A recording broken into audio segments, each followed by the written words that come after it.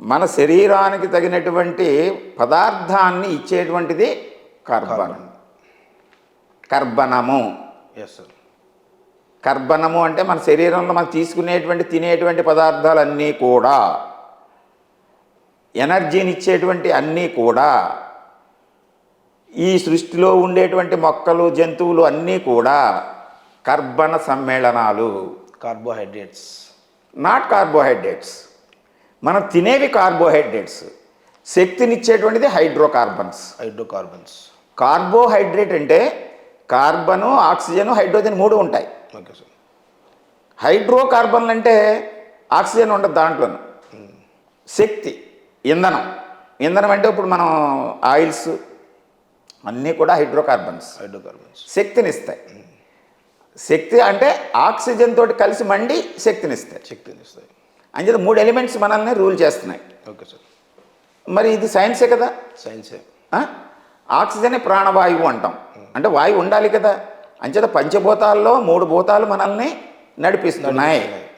Okay సరే, ఈ 3 భూతాలకి మన మనిషికి సంబంధం ఏమిటంటే, ప్రకృతిలో తయారయ్యేటువంటి ప్రతి పదార్థము, మూలకము, జీవి, చెట్టు, మనిషి అన్నీ కూడా ఒక నిర్దిష్టమైన ప్రణాళికాబద్ధంగా జీవిస్తూ ఉంటాయి.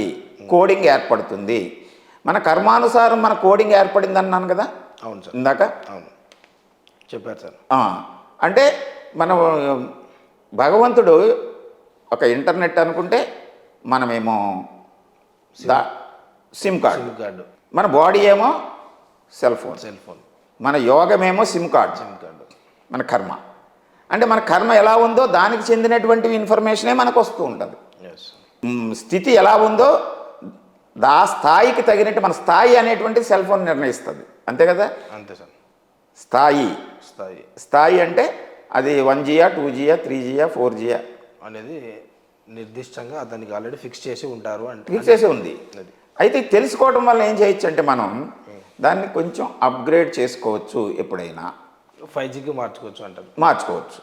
1Gని 2Gకి వెళ్ళొచ్చు, 4Gని 5Gకి కొద్దిగా అప్డేట్ చేసుకోవచ్చు. అంటే లేటెస్ట్ ట్రెండ్ని మనం అడాప్ట్ చేసుకుని మన జీవితాన్ని అప్డేట్ చేసుకోవచ్చు.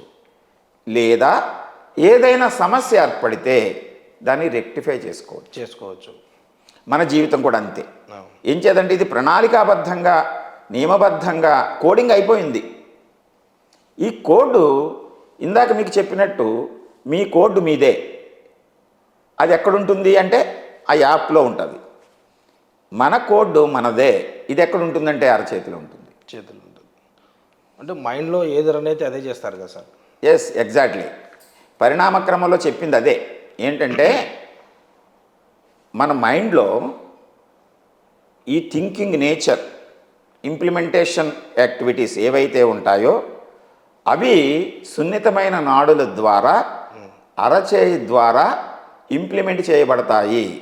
So there is a connection between brain and palm అనేది శాస్త్రానికి మూలం. Yes sir. బ్రెయిన్కి అరచేయికి కనెక్షన్స్ ఉన్నాయి. ఎలాగంటే ఒక డాక్టర్ అంటే ఎన్ని కనెక్షన్స్ ఉన్నాయంటారు సార్ మామూలు? ఇది సైన్స్ పరంగా కూడా కనెక్షన్స్ ఉన్నాయని తెలుసు. అవును. నర్వస్ నాడులు కొన్ని వేల కోట్ల నాడులు ఉంటాయి, లక్షల నాడులు ఉంటాయి. నాడీ కణాలు కాదు అక్కడ మనకు కావాల్సింది కనెక్షన్. ఆ కనెక్షన్ ఇక్కడ ప్రతిబింబిస్తూ ఉంటుంది.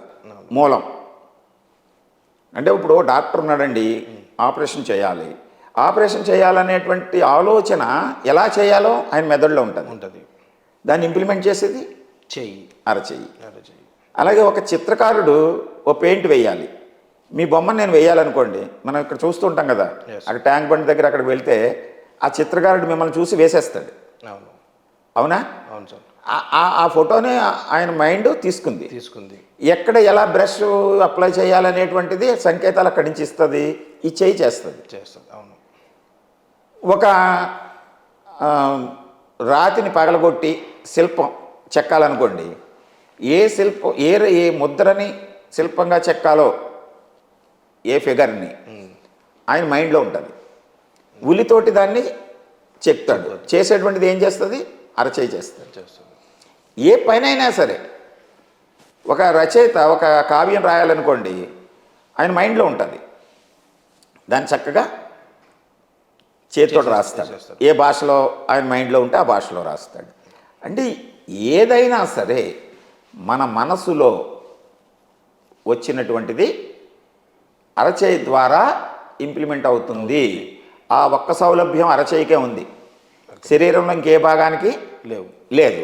అందువల్ల there is a connection between brain and palm అనేటువంటిది పామిస్ట్రీ. Okay sir. దీంట్లో వచ్చినటువంటి ఉద్వేగాలని, ఆలోచనల్ని సంకేతాల రూపంలో అరచేతిలో నిక్షిప్తమై ఉంటాయి. దాన్ని మనం చదవటం ద్వారా, తెలుసుకోవడం ద్వారా మనం సమాజానికి కొన్ని విషయాలు తెలియజేస్తే వ్యక్తి వాటిని తెలుసుకుని తన జీవితంలో రాబోయేటువంటి ప్రమాదాలను, ఇబ్బందుల్ని నివారించుకోవచ్చు కొంతవరకు. Okay okay sir. అభివృద్ధికారకమైనటువంటి అంశాలు ఉంటే వాటిని ఇంకా బాగా వృద్ధి చేసుకోవచ్చు. ఈ సూత్రం మీదే పామిస్ట్రీ ఆధారపడి ఉంటుంది. Okay sir. ఇప్పుడు మన అరిచేతికి స్టార్టింగ్ మనం చూసుకుంటే సార్ 5,000 ఉన్నాయి.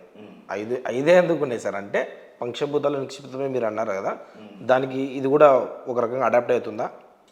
అంటే పంచభూతాలకని అడాప్షన్ అరిచేతిలో 5 వేళ్ళని కాదు, అభివృద్ధి జరుగుతున్నప్పుడు 5 వేళ్ళు ఏర్పడ్డాయి. మనం కడుపులో తల్లి గర్భంలో ఉన్నప్పుడు 5,000 ఏర్పడినాయి. కాబట్టి ఇప్పుడు పంచభూతాలు అంటున్నారు కదా సార్, ఆ పంచభూతాలకు సంబంధించి 5,000 ఉన్నాయి అని అనుకోవచ్చు మనం. అయితే అది మనం ఎంప్లాయ్ చేయటం దాని మీద. పంచభూతాలు నవగ్రహాలు అరచేతిలో ఉంటాయి, ప్లేసెస్. పంచభూతాలకి సింబాలిక్గా 5 వేళ్ళు అనొచ్చు. మనం ఒక్కొక్క దానికి ఒక పేరు పెట్టకూడదు.